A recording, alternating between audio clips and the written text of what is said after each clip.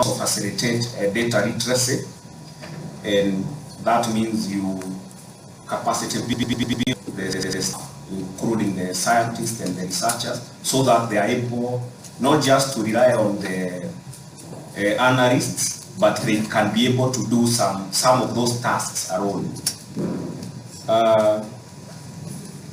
Then, apart from avoiding over-reliance on analysts and biostatisticians, the data should be corrected in a format that is easy to use. And then the data again should be made open source. Some countries have done very well on this, like for instance Kenya in 2011 established the open data policy. And there is an open data.go.ke.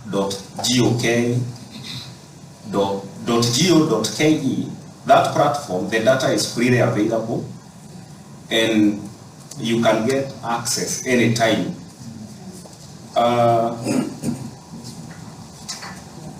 Other East African countries have no such platforms, and I think one of the recommendations of this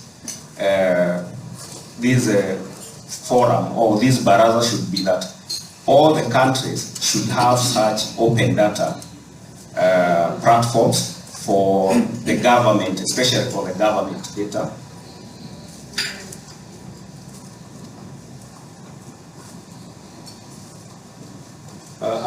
Other challenges include variations in data acquisition methods and the way data is put in those repositories. And there's also a lack of metadata. You find a person has deposited data in a repository or has shared the data, but you lack the metadata. So once you see the numbers, but you don't understand what they mean. So maybe we even need to have regulations and policies that outline very clearly what this data, when it is being shared, what should be included. Then there is also the element of high archiving and curation costs.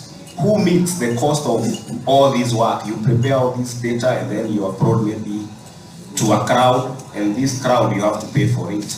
And that brings us to the element of sometimes even the scientists lack the motivation for doing all these archiving and curating and sharing of data. They lack the motivation.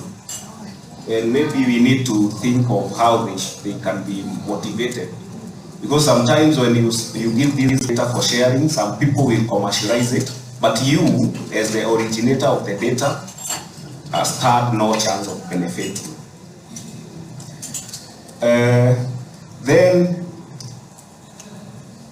we need to consider what exactly makes this data available. One is open data needs to be technologically or technically open. That is, we have the data is there, but we have the tools and the know-how and the technologies to be able to access this data.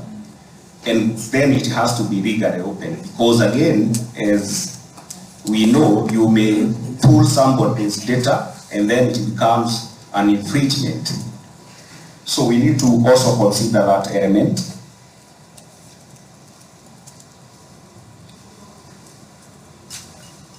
And when we look at the opportunities that we have in terms of having data which is accessible, we can see the opportunities like providing straightforward access to repositories, especially when the government supports these systems and the repositories maybe are subsidized. And then the increasing of analytical ability and breadth of approaches in utilizing the data. And then creating truly global platforms. Like for example, instead of storing the data in servers, we have those open source platforms where even you can be able to access data for any country or for any for scientists from all over the world. And again, as per recommendations, we also need to develop open source technological tools, including tools for analysis and for retrieval of that data, and possibly create also communities of support teams, like the way we have for GitHub, those coding communities that will drive even community support systems, such that when you have challenges, you don't have to go to those people in your organization alone. You can be able to just log in and ask a question and people can respond to you. That will promote the utilization and accessibility of the data. And lastly and most important is also we need to campaign for this. We need to create awareness, because I guess most people are not don't know even that this data is available, including data from even developing world. If you want to, like those people who do eco-epidemiological studies, you can get ecosystem data from these Earth observation and remote sensing instruments for free. But people are not aware. So we also need to launch campaigns so that people are aware of how the availability and how to use. Thank you very much.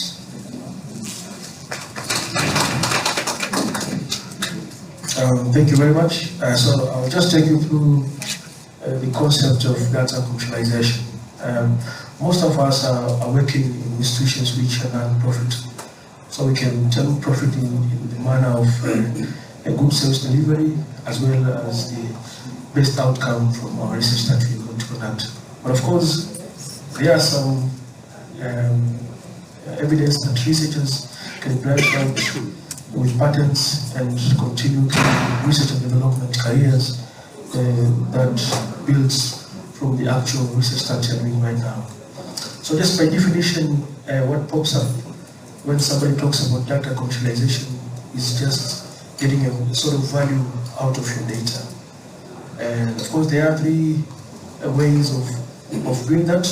It's either you sell your data externally, and in that case, you can earn money. And of course, as long as the data is clean, structured, then there's a buyer who can actually get that data straight away.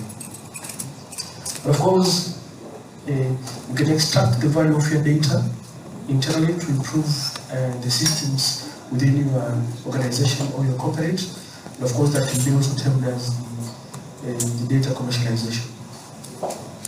But also using your data to actually improve or gain better business outcome.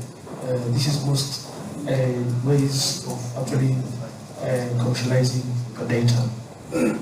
So data commercialization is not as easy as it sounds. So there are misconceptions that external data can be simple. You just keep your data out there, and people will just want to take your data. But there are things that you need to consider. Firstly, just because you have data, it does not mean that people will want to buy your data. Because it's difficult to know how, and even if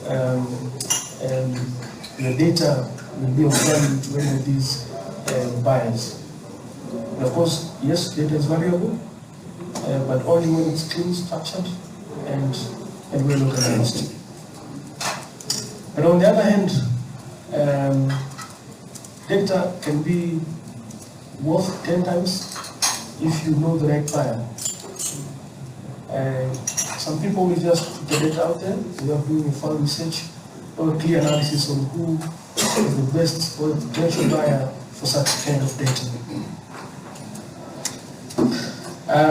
So you need to have a thorough understanding of your data and what it can actually offer to the community or to other people who will want to utilize your data.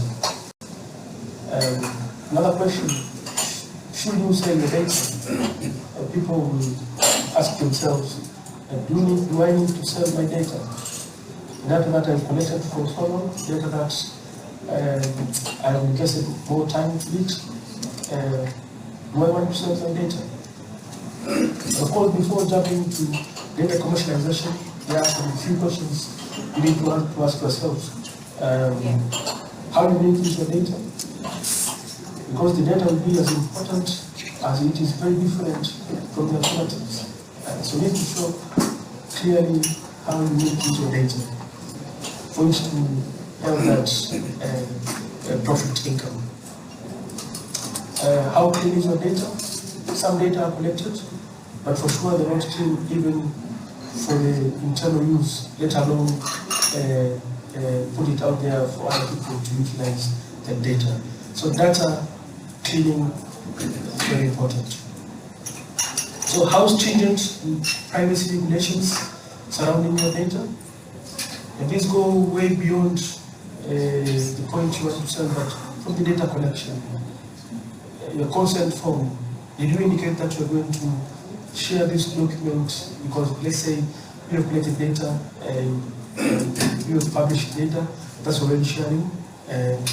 Now you want to do it for profit. Was that actually documented in your consent form when you're collecting that data to those people?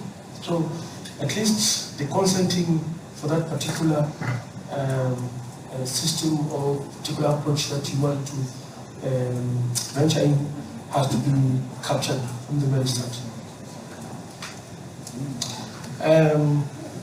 But of course you need to have a case studies of such kind of data that you want to get it out there.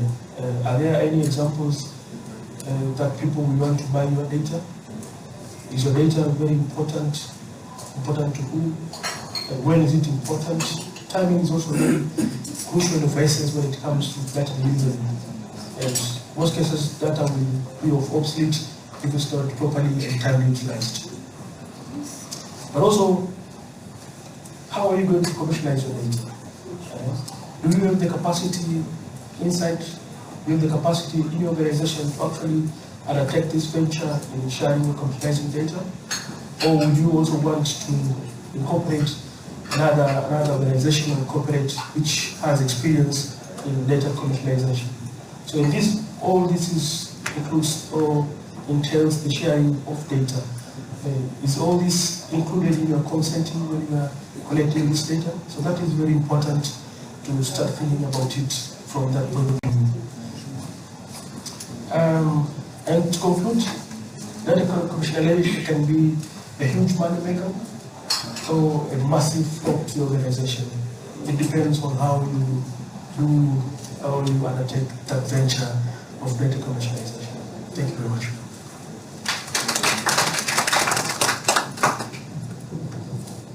Thank you all. For me, I'm going to take you through the data backup. What is first backup and how do you backup? Okay, the previous panelists have touched on it. I will highlight some points so that we can have a common understanding and we share also our experiences. So how do you backup? It's like a process of transferring your data, mostly on off-site. It's online, so it's not online, off-site or offline, so that they can be retrieved for data use. So sometimes they are also online. It's like online cloud thing. Immediately as you work, the data are saved somewhere. That's also possible. But the first idea that one of the panelists previously mentioned said to have a USB, to have you may have an external disk. That's a way, or servers. For example, if you have now big data, you should be having some servers. So advantages of having these backups, they help you. It's like it helps you to free up some space. We know, as Irene was saying, garbage. When you have a lot of garbage, yeah, it's like at home you are not safe. You don't even sleep if you are used to cleanness. So the same if your computer, if your working system is not clean and you save the data on a server, you won't be able to work properly. So it will free up some space so you can still work going on with your routine activities. It's reliable and effortless. Effortless in terms of, that is the online one now, because we have to, where you can work and immediately as you are working, you don't put much. It is set that your data are immediately transferred somewhere and they are saved. That is online. You need it to be on internet. That is effortless. But if this or you have to save on like an external disk, you have to take time. And if you have a lot of data, it may take you some 3 hours or more to transfer your data, because sometimes you have to be there.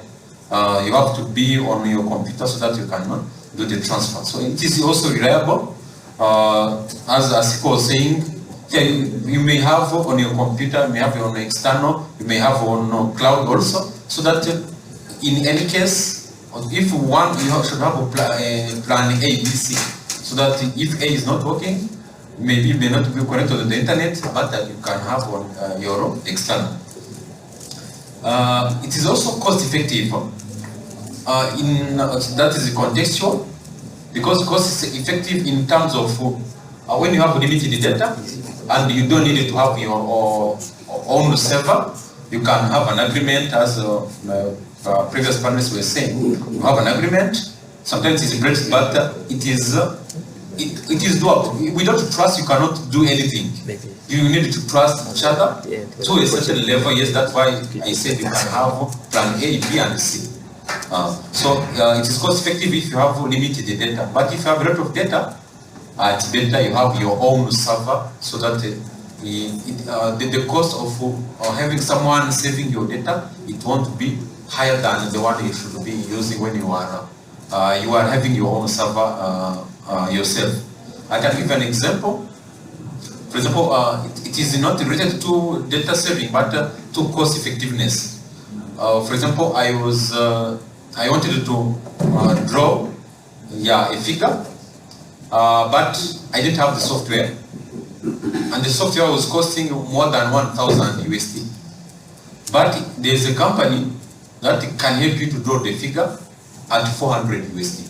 So that's how you check with the cost effectiveness. And I don't use often that software. So why will you buy a software for 1,200 USD? You use it once, then it's gone. No, you better see if you are using it regularly, and it's okay. Now you can buy the software. So the same with how much data you are producing, and what is your capacity of saving, so that it doesn't compromise your routine activities. Yet it is also secure to a certain extent. If possible, you can have your own servers that is secured, let's say 97% or 99%, because it's not also 100% sure of how security, the security. Because you may have thieves that may come and take your laptop, your server, whatever, everything you have.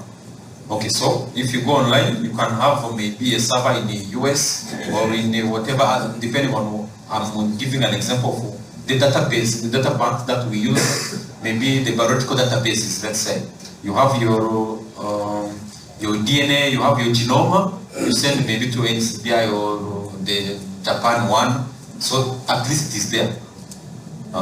So if you do it, you have to, it is secure that at any time in the future, you can retrieve it for later use. However, this is not without disadvantages also. First of all, the speed. If you are doing it online, sometimes if you are transferring your data, it sometimes reduces the speed, it slows down your system. That's why you can, but maybe you have noticed that some companies, they do data transfer or backing up the evening, at night, maybe after midnight. So they suppose that majority of people are sleeping, so they are not using the system much. So they do the backup at night. So the cost is also a challenge. It's cost effective. I added if you have limited data, but if you have huge data, the cost of managing your data goes high, depending on also the companies that are helping you to back up your data. So another challenge is about the loss of control. Yeah, it happens. There may be some political issues, let's say that, where you have maybe your backup in US, in Korea, in Japan, maybe they are not in agreement, let's say with East African community, that they may turn off. If they turn off how you access your data, that's why you can have some other backup sources, maybe on offline, although it is somehow, there is a cost-benefit analysis, you should know that. So the cost is a challenge if you have large data. Also, I'm talking about also the loss of the control. What are the ones that we are using mainly, like in our research, in our daily activities? For me, I use like Google Drive, online for Google Drive. I used before also like the Dropbox, but it depends on the capacity also. Like Google Drive gives you like 15 GB, Dropbox like 2 GB, so the 3 now.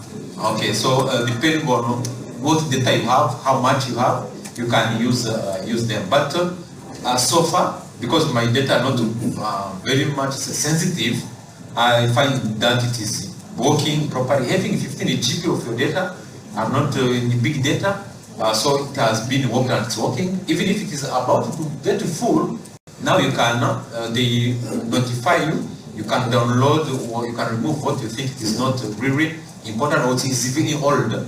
Sometimes after 5 years, maybe you had your assignments there of undergraduate. Maybe you may decide this is no longer update, so you can remove what is not really update, so you can upload now the current data. So I was talking about there's OneDrive, there's Google Drive, there is Dropbox, Box. There are a lot of them. You can maybe you can share which one do you use and how cost effective or how good they are. So we can maybe share experiences and we can adopt some of the data backups we have. Someone was mentioning previously like about biological samples. One trick, if you need a backup, better to have like 3 triplicates. Suppose you have cryovials of your pure colonies of your culture, and you better save them at, let's say, preserve them at -80. Because if you preserve them at -20, maybe everyone, -20 is often used. It's where we save our, let's say, our master mix, our whatever, so it is often used. So if you save them at -80, you are somehow safe because people don't often use the -80. I said also, even if they open, you can have triplicates in different freezers if you cannot access them. So that if one gets contaminated, got compromised, you can have another backup. So that's what I mean about different locations. So your data, you should make sure that they are safe and which method you are using to back up, and also scaling up. I didn't mention about the online one. Sometimes you can scale it up, which is an advantage. Suppose you may start with serving, let's say, 1,000 people. And after 3 months, now you have 1 million people you are serving. So you just inform them the period we will be scaling up your system so that maybe they don't go back to their backup on that time. So we have that, we see that backup is essential in our activities, in the research, and we have to embrace the technologies that are there, use the freely available, even if you have to pay. I didn't mention that, but what if you lose something that you may get back at the cost of 1,000 USD, while backing up, you may pay like 50 USD, let's say, per year. Okay, depending on your income and your expenses, you can sometimes also we may change our mindset. When you see something that is you have to pay, even if it is $2, you are afraid. Maybe we are not using much the cards, the debit card, whatever, for doing online transfers, but also we should change our mind in making sure even if you have to pay a little money, we can do it for the sake of getting our data in the future. Thank you. Thank you very much to our panelists. Thank you very much to our panelists. I think now Noel reminds me like it's very extremely important to secure, like to back up data, but also samples. I remember in 2013, we had to export samples, to ship samples from Burundi to South Africa for analysis. And then these samples had to go, these biological samples, they had to go like in freeze. But like the South African custom, they retained the samples once there because there are many clearances that you have to get before the samples enter in the country. And then these, but they didn't store them like at -20, as she was saying, and then the samples got damaged, and we couldn't continue with this. So it's extremely important to know how to back up. If you are working on samples, that needs to be secured in which conditions that you have to transport. The transport of the samples is extremely important. So now it's time for questions, comments from the audience, and then present yourself and then see to whom you will address the question.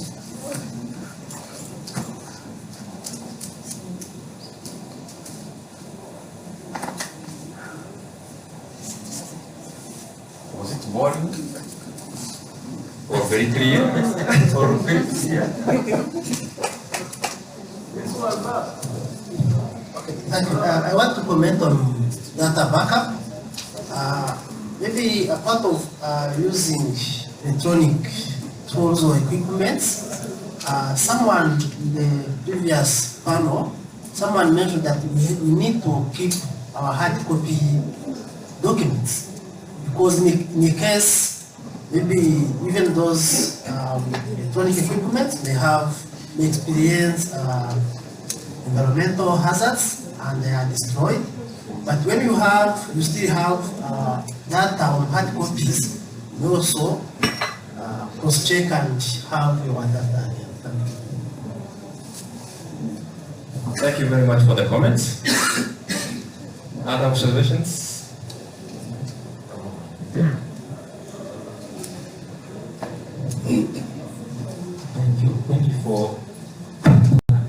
Thank you for the floor. I have one or two comments. Number one, I see that I have observed that Dr. Noe is very humble. When he said that he is a mentee of Mr. Nanson. But you know that mentee are first or second year PhD or masters. He is no longer neither masters, neither student. He is now a doctor. So maybe he could present himself well.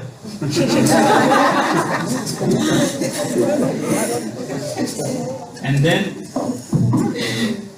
I have another, it is just not a question, but panelists can just speak about the data, the challenge relating to the usage of data. I think that is also an issue that we can handle here. Thank you. Maybe to whom is addressed? All the panelists. All the time, the three. Yes. Thank you very much. Eva. Good morning, everyone. I'm Eva Liang-Geneza. I would like to apologize to my two panelists for missing the panel and to the room for being late. I had an important meeting to attend this morning. So my comment to the panel, I just have a few points I wanted to make related to the discussion I was meant to have on data sharing, in case these were not mentioned. So there's something called a data sharing agreement. That is a document that should be basically highlighting the rule and regulation of the data sharing aspect. And that's something that sometimes we share data without thinking about and without having, especially when we are based in small institutions or when the universities we are working for do not have such policies. And though it would be interesting and important for institutions and universities to develop such policies in general, to guide us into how do we develop such agreements, but also on the other side, as a researcher, it is important for us to know the concept in order to be able to decide or to make decision on how do we actually share data. When someone approaches you to say, can I have a copy of your data? Should you always say yes? Should you always share? Who should you talk to decide whether you actually have the right to share such data? And once you are making up that data sharing agreement, what are the key aspects you should be thinking about? And I just want to mention a few things on the things that everyone should be thinking about when you're trying to decide how should the contract for data sharing agreements look like. And this should highlight first, what is the data going to be used for by the party receiving the data? Is this a once-off sharing agreement, or is it going to be recurring, like, for example, for COVID? Are you sharing the data for today, or are you going to keep updating the person with the new data that is coming in? And also, are there restrictions to how much they can use the data, to what type of research they're going to use the data for, or are they free to use as they wish? So these are a few of the points I wanted to discuss. I just wanted to put it out there and on the floor for everyone to consider before we move on to responding to the rest of the questions. Thank you very much. Thank you, Eva. Thank you, the panelists. I find there is a poet, Robert, raised about data commercialization, and Eva just mentioned about the agreement. So I think this is something very interesting, but since really we have data is out there, we have a lot of data, unstructured data, which is not well packaged. We don't even know the value of data we have. So moving forward, maybe Robert will comment, how do you think, or how do you see that we can package and commercialize, and also what kind of agreement should we involved in? Thank you. Okay, I think Robert lost. Other comments? Thank you. I want to ask panelists, do you know some institution or person that are buying data? Because I'm having a lot.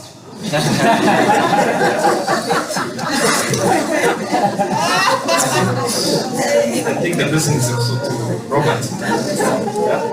They have a right.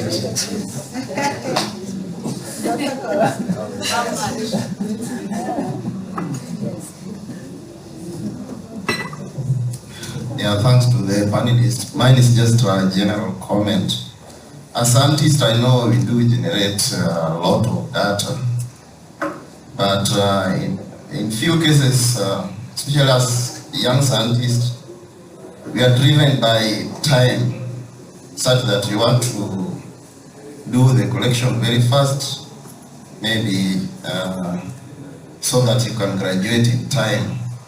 So it will just be an encouragement that we take time, we allow ourselves to be driven by professionalism and ethics, so that we ensure that the data we collect is of high quality. Because even in terms of you want somebody to buy your data, but again, this person is not going to buy a data which is skeptical about. A typical example occurs during COVID, when some county, the government used to announce that there are so many cases of COVID in the country, but the citizens ask themselves, why are we not falling down or dying like the other countries? So, though later we convinced them why they are not falling down and dying like other countries, but that calls for a need for quality of data.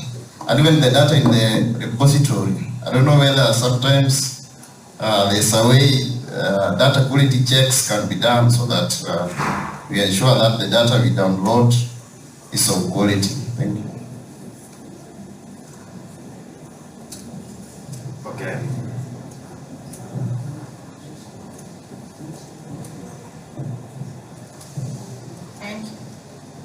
just a question for commercialization. Is it the same with data monetization? Is it the same with data monetization?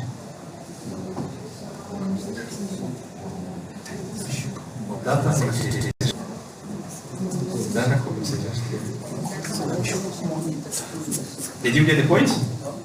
Like data commercialization, is it the same like data monetization?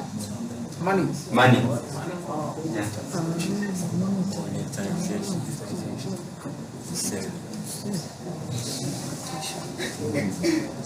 Yeah, I think the panelists can address these questions. If there are some remaining questions, we can come back to these.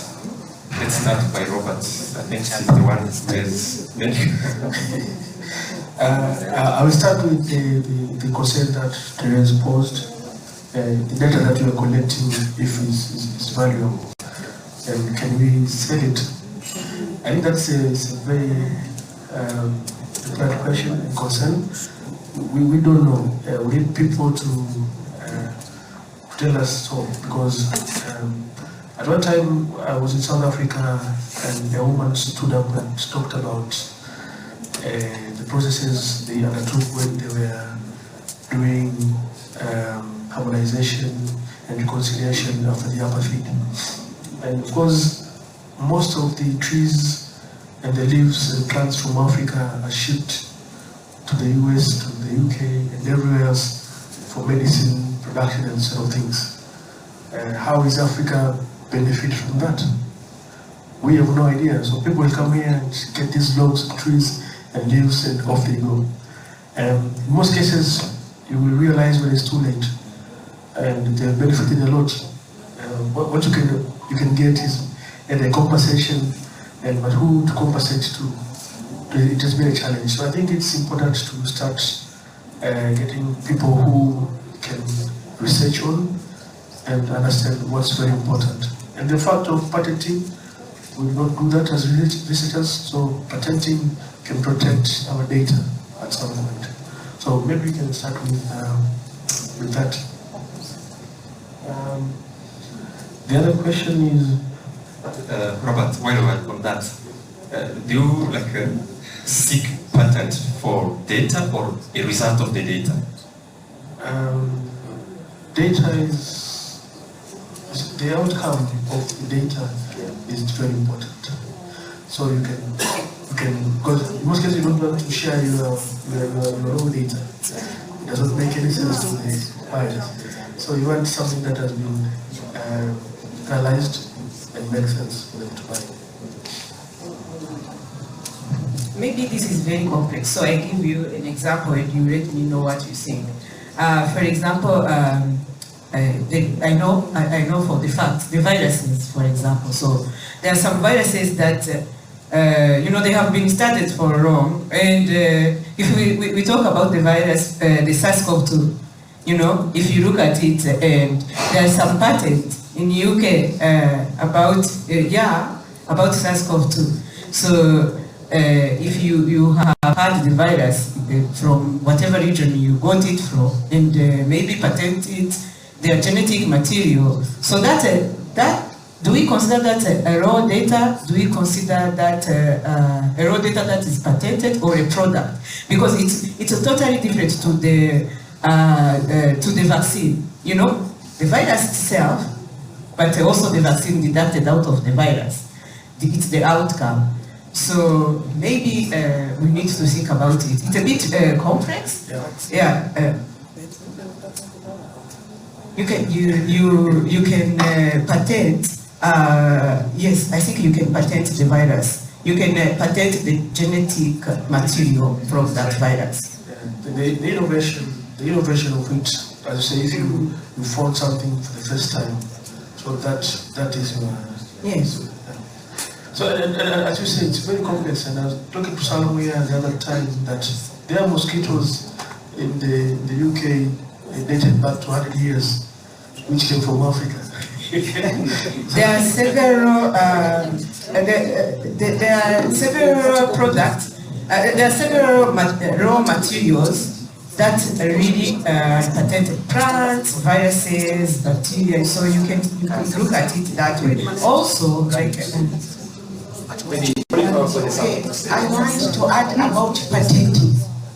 When it comes to patenting natural organisms, let's say genetic materials of viruses or bacteria or whichever organism, is never allowed and it has never been approved.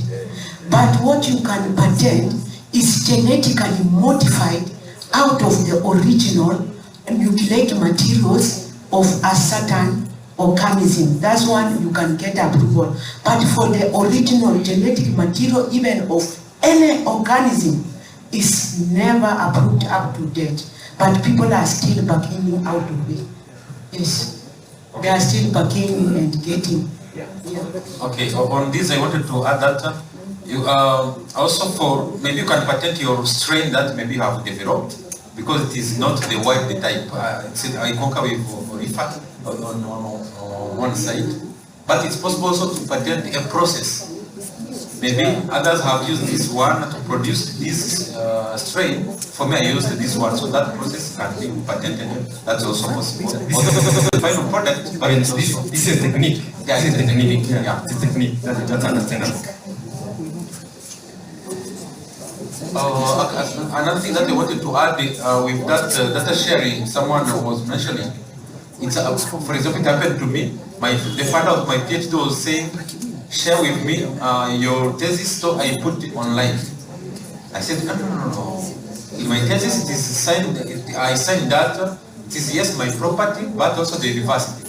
So you should ask. I think Eva was mentioning something like that. So I said you should write to the university. They will tell you what to do if I can.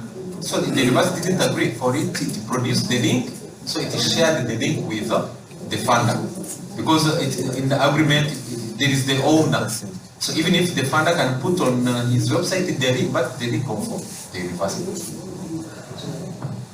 So to add on some of the questions that we were asking as well, I think most of the universities and research institutions nowadays, they have something that is called a research and development department. And actually that is translating the research outputs to the actual products. I'm sure Kepri has done that at one point, so I've seen here some of the products that are coming out of Cambridge.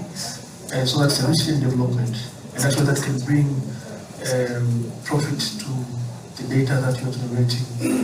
Not in all aspects, but in most aspects we can do that.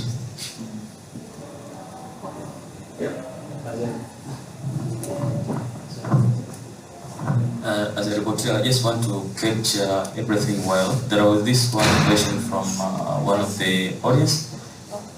It was asked, what are the data sharing agreements which have to be considered during the commercialization? I just want to capture the response on that.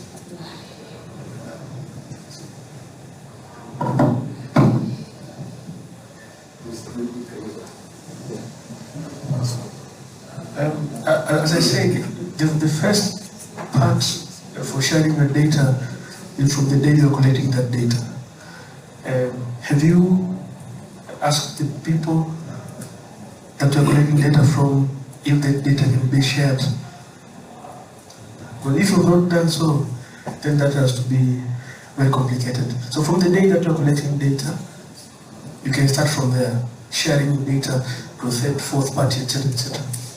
And so it has to start from the consenting. But of course, the countries has regulations, and the international regulations are safeguarding the data sharing, etc., etc. So I think that can be up for discussion. Yeah, I think this question is agreement between whom and who. That's maybe, and Eva raised the question. It's like they ask a researcher, do you have the right to share data with anyone else? That's maybe the starting point. Okay, to complement what Robert was saying, what I can tell, the agreement is between the parties. Let me take a simple example. when I was going to Korea, there had to be an agreement between the university, Sokoine, KIST, where I'm going, and also the NIMRI, because NIMRI, National Institute for Medical Research. I was transferring the DNA. So you should have this data agreement. Sokoine was saying that even if you are going with this DNA, it remains the property of the Sokoine University of Agriculture. Even if you publish something, even if you get something, the patent, the original is the soul. So in the agreement, you specify what is being transferred and who are the parties and who will benefit also from the outcome. So that it's a complement to what Rob was saying. I think in the agreements, but the Korea University, in the agreement, like what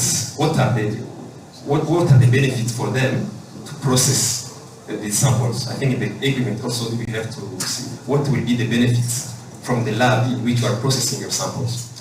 Okay. Anyway, for them it was a way of partnering with the funder of my PhD, but also all the, let's say, the publications, whatever outcomes comes from the work. Also, KIST is there. So I don't recall whatever details were there on the side of KIST, but also they benefit because it's benefiting on both sides. It's not on one side. Quickly to add on that, from experience, we were supposed to transfer some samples to the USA, and we did request for the material transfer agreement. And then we were asked to change the protocol. So we have to amend the protocol, pay for the protocol amendment, and then indicating that we're going to use those samples for other activities that were not previously mentioned before we can actually get the agreement. So there are a lot of things, but it all depends on how far will you go back if you have to share samples with other people or parties. Okay. Let's continue with the other questions, maybe. Last question, I think, was is commercialization the same as monetization? Maybe the first question was from the bias. The bias, yeah.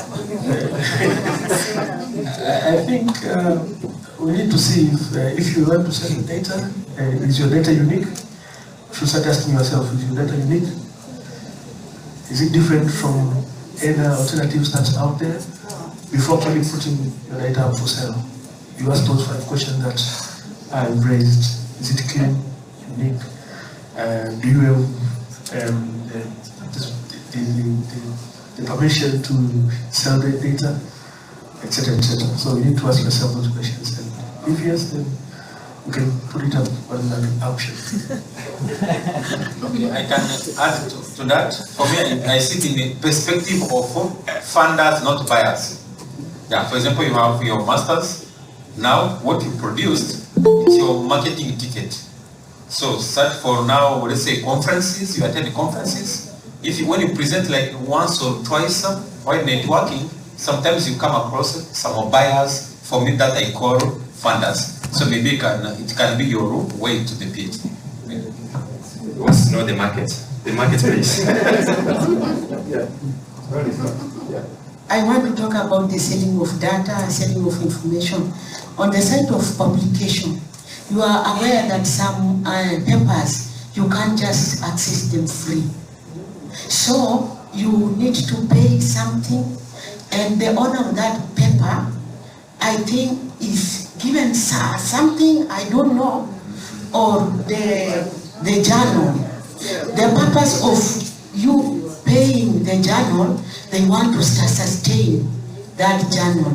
Then another thing you can say, it's like, example, you can come up with a procedure. Let's say you've developed a primer. And what you can do as a scientist, you can sell to a company which is mandated to improve your primers, commercialize, and you sign certain documents, how much will be paid. Then you see, after they develop like those primers for usage in population, they will be selling as they pay you something as per your agreement. Yes, but you cannot sell raw data. You can raw. I think something also that we need to remember is that when we talk about data, as Noel was saying, for him data was like, DNA samples, and for some of us like mathematicians, what we call data is literally, like numerical data and things like that. And you can still say that, but that means you have a buyer. And the buyer is going to be generally to be someone with a business who is going to use the data to inform how big is their market, who should they reach for, and things like that. I would say on the other side, we also need to remember as researchers, sometimes what we call selling data is more something that's going to bring us, academic prestige rather than bringing us what I would call money. Because if anytime I publish, I have to include people from the institute that collected data, even if they don't know anything about the actual study, I think that's a way of paying for the data. In terms of recognition and citation for the institute, which helps them as well when they are looking for funds and grants and things like that. So this makes me think like, is selling raw data, is it ethical? Selling for money? Yeah, for money. I think it all depends, following what Robert said, I think, it all depends on it's debatable. No, your initial agreement with where the data came from. So if your data is based on human interaction, you need to have had the consent from the people that you're going to be selling data at some point. And whatever the agreement we have with them, you keep it as you go do your thing and sell whatever you have, right? I think from the beginning you have to be very clear while seeking for ethical clearances. I think that should be also be there. I think it's hardly understandable that maybe the ethical, we get ethical clearance when you clearly state that. Can I make a comment? So just a quick example, some of the data that I used for my PhD were coming from the IDEA consortium in South Africa. And in the initial proposal, we said a few things we wanted to do, and they agreed to give us the data for a given period, pending some conditions. And at some point, as we were working on the project, we realized we wanted to do something else.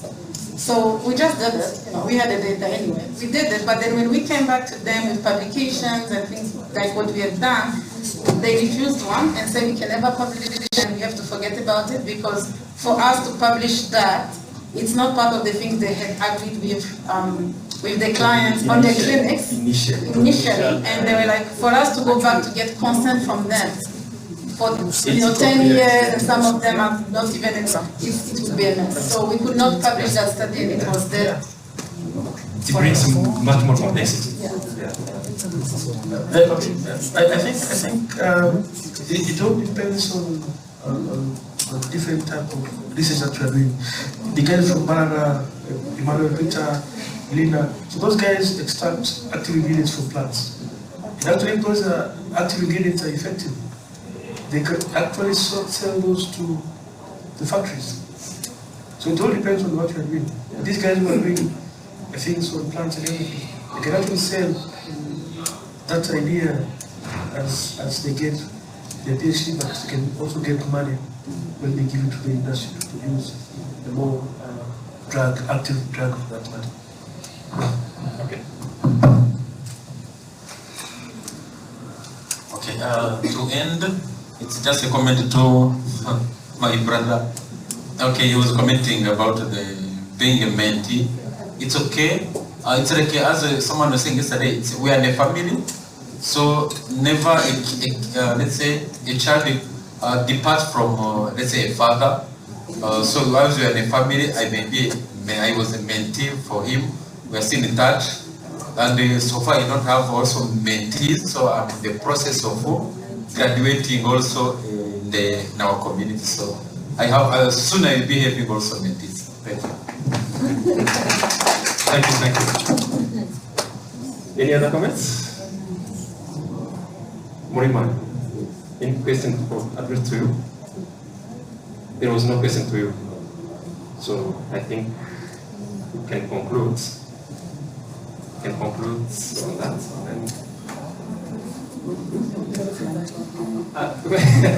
The question about money. Yes, maybe you can respond, or other monitors.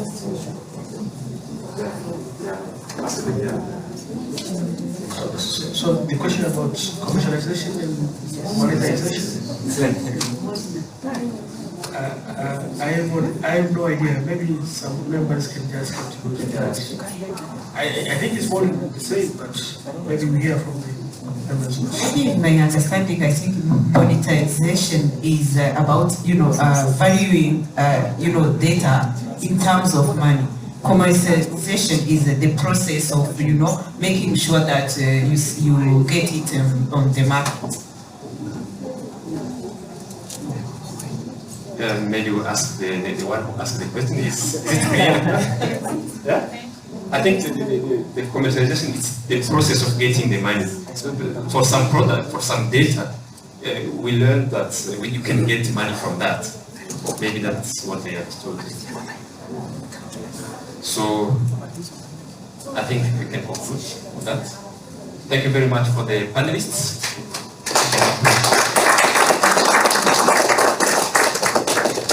Robert,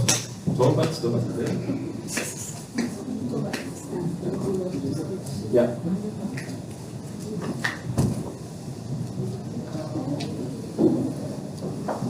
Thank you, panelists. You can go back to your seats. We are almost done. Waiting for Norbert to go ahead on the closing ceremony. But we could use this chance for two things. One, there are rapporteurs who are taking notes. If there are those key points that you actually came up with that could be discussed. And two, I would like Therese to moderate this session. We want to go through and see as years, what are the challenges, what are the ways forward, what things are being done that we think we need to change. How do we make years better? So maybe that is what we could be looking at this point. Rapporteurs, are there things you think we need to address as a team? The key points that came out from our session? Rapporteurs. Yes, that is where we are. Any key points that came out of all the sessions? The rapporteurs? They are compiling. No, we just want one or two sentences. You don't want a whole book. The key points. Yeah, just panel. Joseph, and if you can give us some of the first session. So as I'm preparing to press, you could take then you can pick up the